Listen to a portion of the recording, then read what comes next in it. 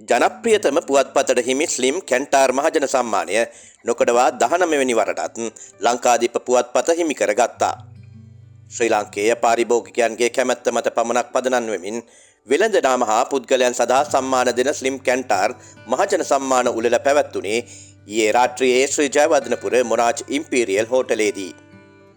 ලංකාදීපයට හිමි සම්මානය ඉරිදා ලංකාදීප ප්‍රධාන කර්තෘ කාංචන දසනායක මහතා විසින් ලබා ගනු ලැබුවා.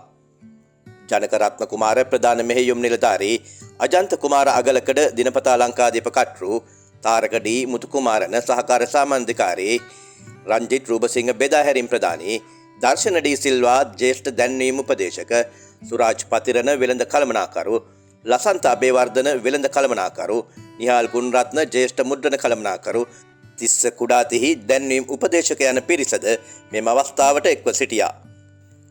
මේ අතර 2025 ස්ලිම් කැන්ටා ජනතා සම්මාන උළෙලේදී ජනතාවගේ රූපවාහිනී නිවේදකයා ලෙස ටීවී දෙරණ නාලිකාවේ චතුරාල් 20 සම්මාන ලැබුවා.